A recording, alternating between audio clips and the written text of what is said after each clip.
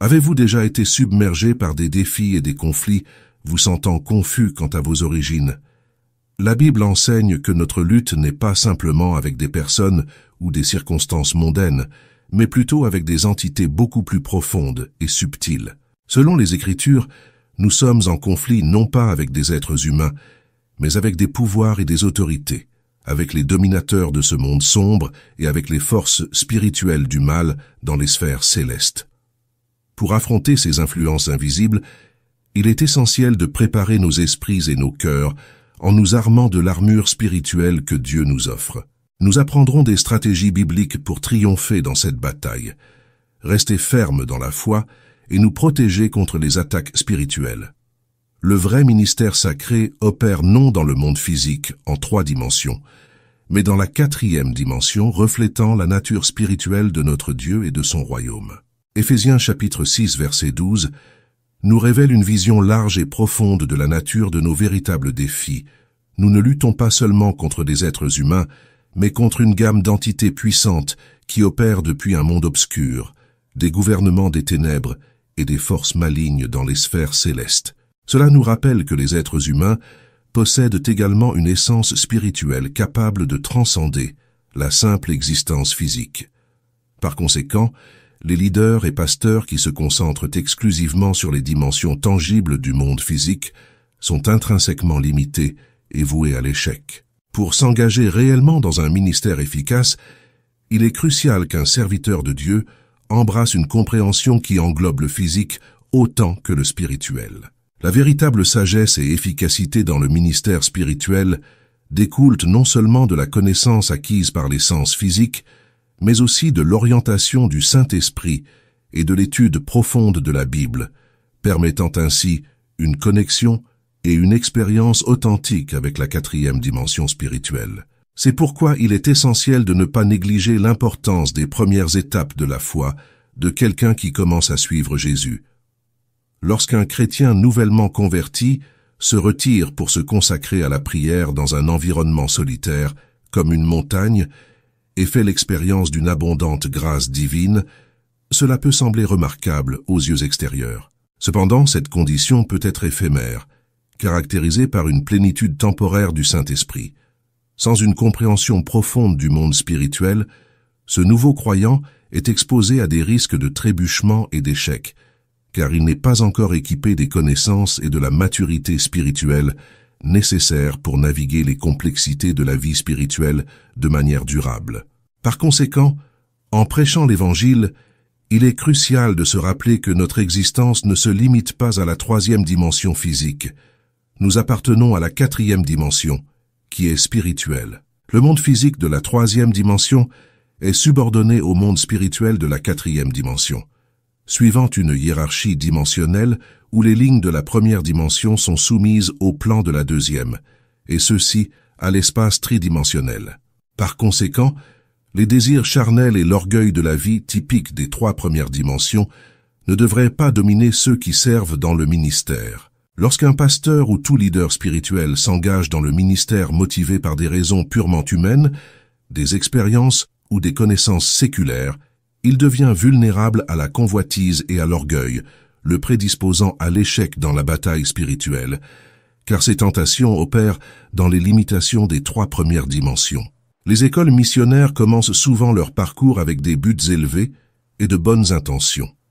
Cependant, avec le temps, certaines, bien que le but initial de nombre de ces écoles soit d'évangéliser et glorifier Dieu, souvent cet objectif se dilue et l'attention se déplace vers des questions mondaines. Ce changement de focus ouvre la voie à ce que des entités malveillantes du monde spirituel de la 4e dimension trouvent des failles pour exercer leur influence, éloignant davantage ces institutions de leur mission originale.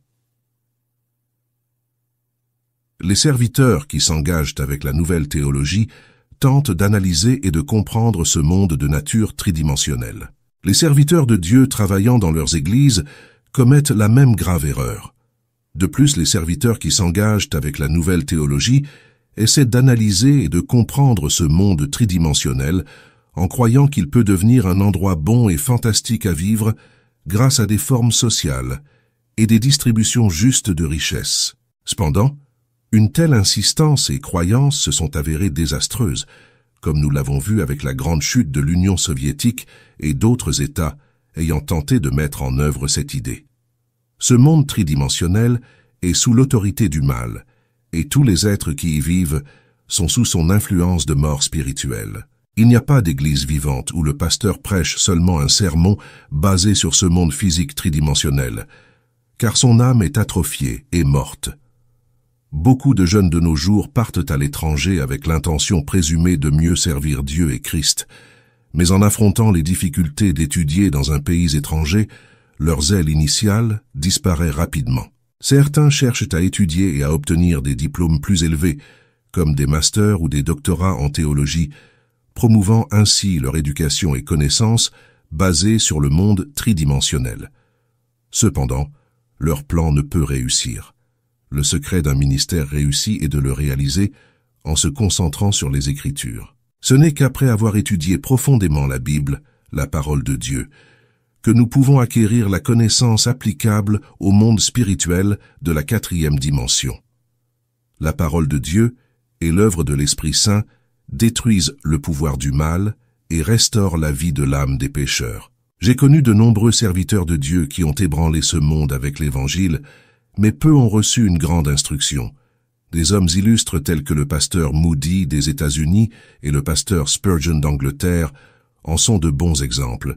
Bien que leur situation financière ne leur ait pas permis d'obtenir un enseignement supérieur, tous deux ont étudié par eux-mêmes et sont devenus connus comme des hommes d'une grande éducation et connaissance en leur temps. Cela a été possible car ils se sont libérés des limites du monde physique tridimensionnel et ont acquis une connaissance basée sur la 4e dimension.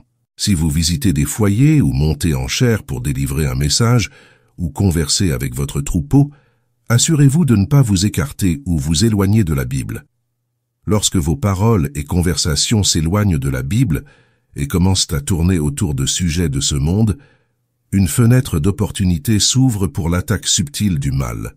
La parole de Dieu est la sagesse complète de Dieu et elle seule peut vaincre la tromperie du mal. Lorsque vous affrontez le mal avec une sagesse sainte, vous pouvez être victorieux, mais si vous n'êtes armé que d'une sagesse profane, vous serez vaincu par le mal. Il est merveilleux d'obtenir une éducation supérieure, mais si vous ne vous engagez pas à travailler pour le Christ et Dieu, vous ne devez pas avoir confiance en l'éducation fournie par ce monde tridimensionnel. Quand un jeune entre dans le service militaire, il doit se dévêtir de ses anciens vêtements et les échanger contre de nouveaux uniformes portés. Les paroles que je vous ai dites sont esprit et vie. Jean chapitre 6, verset 63. Ainsi, ce qui donne vie à l'esprit de l'homme, ce sont la parole de Dieu et l'Esprit Saint. Dans Éphésiens chapitre 6, verset 12, il est dit que notre lutte n'est pas contre la chair et le sang, mais contre les forces spirituelles.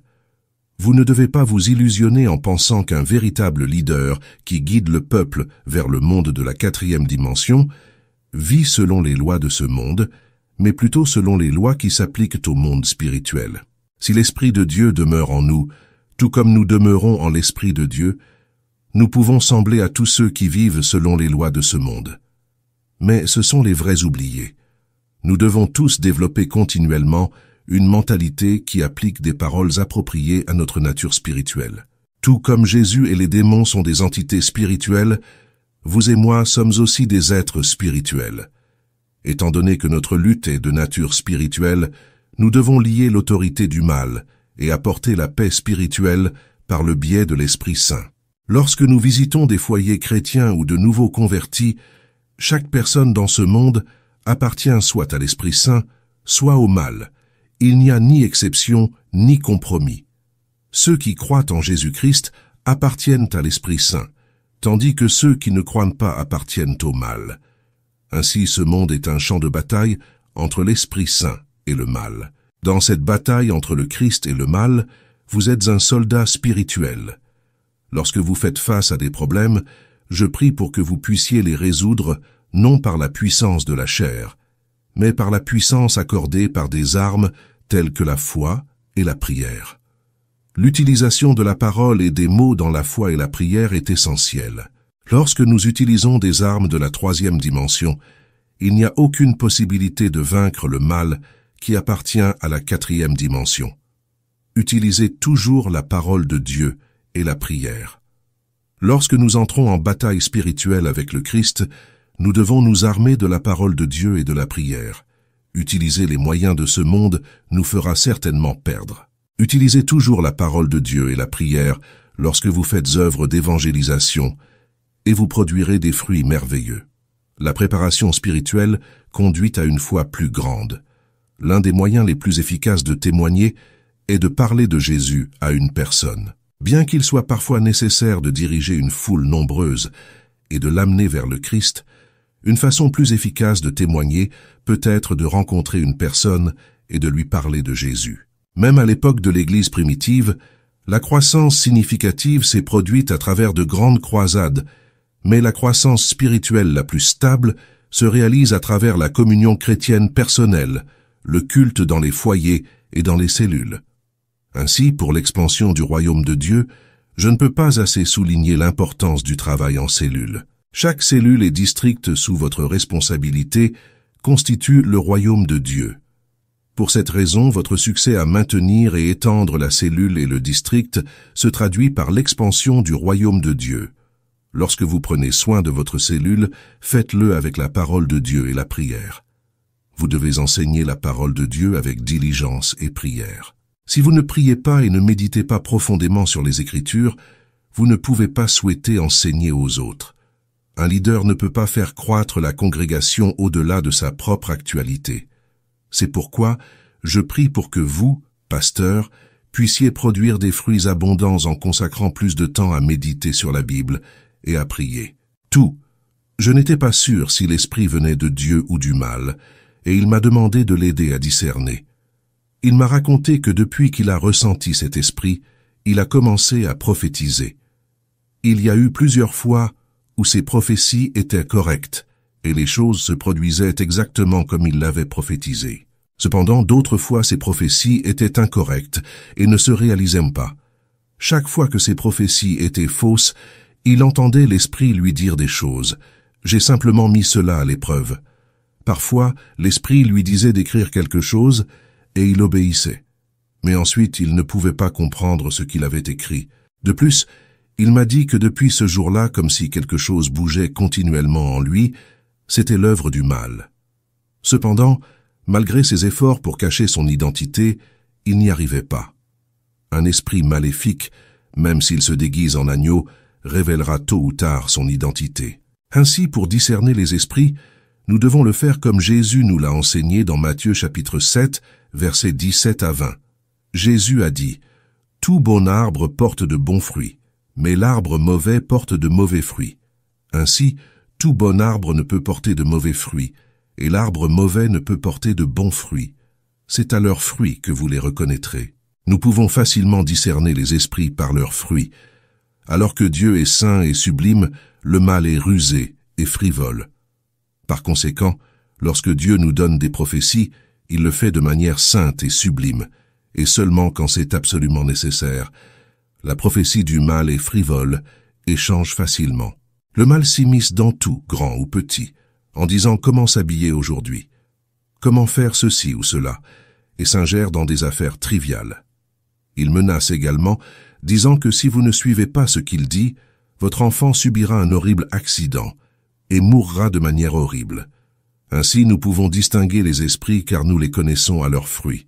Lorsque le mal entre en une personne, elle devient agitée, car la nature caractéristique du mal est le malaise condamné par Dieu.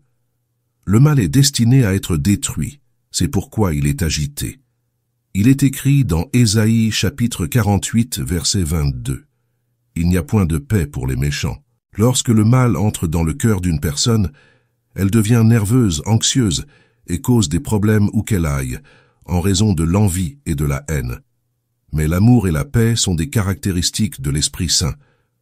La Bible nous dit dans première épître de Jean chapitre 4 verset 8, « Dieu est amour », et dans Jean chapitre 14 verset 27, « Je vous laisse la paix, je vous donne ma paix. Je ne vous donne pas comme le monde donne.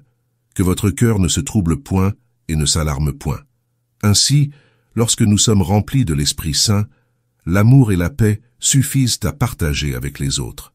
Alors que nous vivons dans ce monde, nous sommes continuellement tentés par le péché, mais l'Esprit Saint nous protège tout le temps et nous guide pour ne pas succomber aux tentations et pour rester fermes. En revanche, ceux qui ont le mal en eux sont remplis de pensées impures et d'impiété.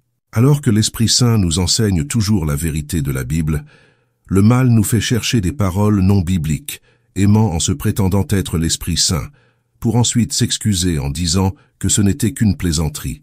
Mais Dieu n'a pas besoin de se défendre, il ne s'explique pas. La Bible dit simplement dans Genèse 1, « Au commencement, Dieu créa les cependant ». La personne est temporairement accablée et subit l'ingérence d'esprits malins. On ne peut pas dire qu'un chrétien en qui agissent deux esprits ira inévitablement en enfer quand il mourra, car cette personne a déjà accepté Christ comme son sauveur. S'il a déjà accepté Christ, son salut n'est pas remis en question. Il subit simplement temporairement une attaque de perturbation du mal. Par conséquent, nous devons apprendre à recevoir avec joie l'œuvre du Saint-Esprit et rejeter l'œuvre des esprits malins. Même en rejetant l'œuvre des esprits malins, ils peuvent ne pas se retirer immédiatement. Ils luttent pour rester et continuer leur attaque. Seul le travail constant du Saint-Esprit les forcera à se retirer, et cela se produit lentement. Dans l'Église où l'œuvre du Saint-Esprit se manifeste souvent et puissamment, les esprits malins ne trouvent même pas une ouverture pour entrer. Dans l'Église où le Saint-Esprit se manifeste rarement ou faiblement, nous pouvons voir beaucoup d'œuvres des esprits malins. Dans le passé, lorsque j'allais dans plusieurs provinces pour diriger des réunions de réveil, de nombreuses personnes étaient opprimées par des esprits malins. À cette époque, la reconnaissance du Saint-Esprit était insuffisante, et le mouvement du Saint-Esprit n'avait pas sérieusement commencé. Et il y avait une ou deux personnes en qui il agissait, tandis que beaucoup étaient remplis du Saint-Esprit. Parfois, les gens avaient peur de recevoir le Saint-Esprit. Je me souviens d'une fois où un pasteur, fraîchement sorti du séminaire, était en train de commencer une église dans une zone rurale et appelait les gens à recevoir le Saint-Esprit. Cependant, au lieu du Saint-Esprit, des hordes d'esprits malins sont arrivés et lui ont donné la plus grande frayeur de sa vie. Depuis lors, il a abandonné tout mouvement du Saint-Esprit. Tous les serviteurs de Dieu doivent être conscients et se méfier de l'attaque du mal, qui tente toujours d'interrompre l'œuvre du Saint-Esprit. Quand le mal assaille de cette manière, les pasteurs doivent enseigner à l'Église à affronter le mal avec la parole de Dieu. Il se retirera et permettra le mouvement du Saint-Esprit. Les pasteurs ne doivent pas seulement connaître le Saint-Esprit, mais aussi comprendre comment le mal tente d'interrompre. Lorsque nous menons une croisade par l'Esprit Saint pour que la congrégation reçoive le Saint-Esprit, nous devons d'abord connaître l'œuvre du mal et le neutraliser, supprimant ainsi son action. En Matthieu chapitre 16, verset 19, il est écrit « Tout ce que vous lirez sur la terre sera lié au ciel, et tout ce que vous délierez sur la terre sera délié au ciel. » En prêchant aux membres ou en livrant le message lors du culte, vous pouvez sentir le mal travailler pour empêcher votre ministère. Alors, vous devez d'abord neutraliser le mal en son nom de Jésus en le liant. À moins que vous ne liez le mal, en réalité vous permettez qu'il se déplace librement et interfère dans votre travail. En plus des questions spirituelles, le mal apporte parfois de la confusion aux idées humaines. Lorsque le mal entre dans l'esprit d'un homme, des choses se produisent comme je l'ai mentionné avant. Mais quand le mal s'infiltre dans la pensée humaine, cela peut conduire à des hérésies et doctrines hérétiques. Pour discerner de telles hérésies, nous devons d'abord les examiner à la lumière de la christologie orthodoxe, car la plupart des hérésies et doctrines hérétiques déforment la christologie biblique. Jésus-Christ, le Fils de Dieu, a été conçu dans le corps de la Vierge Marie et est né dans, par exemple, les disciples du révérend Moon affirment que le Christ a échoué à racheter l'homme du péché originel, qu'il est donc mort sur la croix, et que le leader de la secte, Moon San Mung, est le véritable dirigeant prévu pour la rédemption non accomplie par Jésus.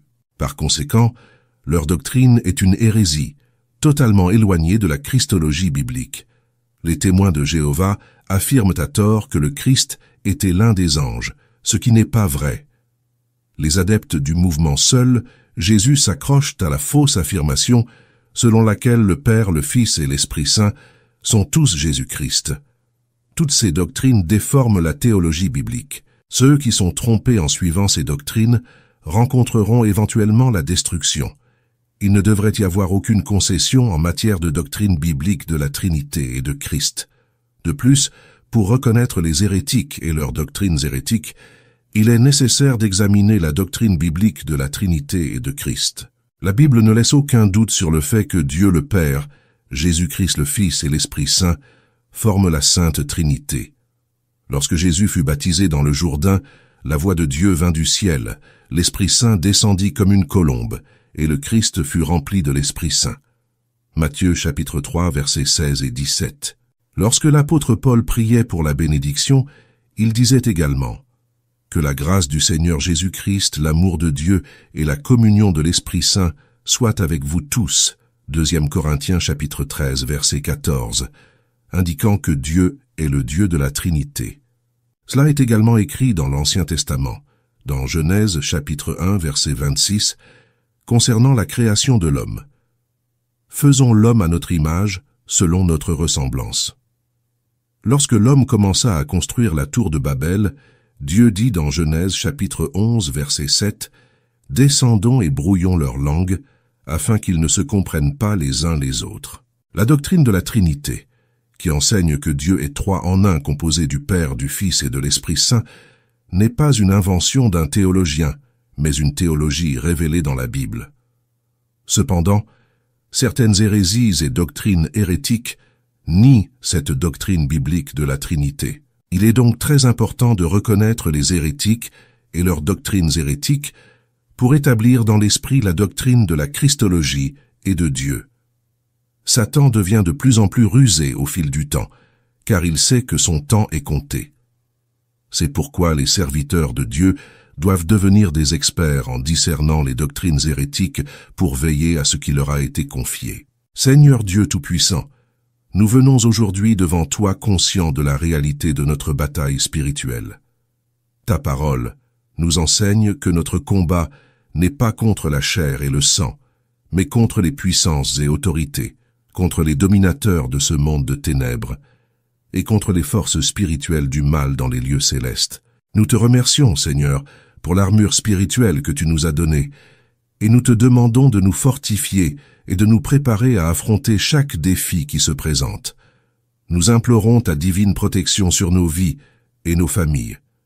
Aide-nous à être conscients de la réalité spirituelle qui nous entoure et à rester fermes dans ta force et ta puissance. Ravive la paix en nous et permets-nous de prendre l'épée de l'Esprit, qui est ta parole, pour combattre les mensonges et les tentations de l'ennemi. Seigneur, nous te demandons d'illuminer. Si ce message a touché votre cœur et vous a apporté une réalité spirituelle dans votre vie, partagez votre expérience. Que la grâce et la paix de notre Seigneur Jésus-Christ soient avec vous.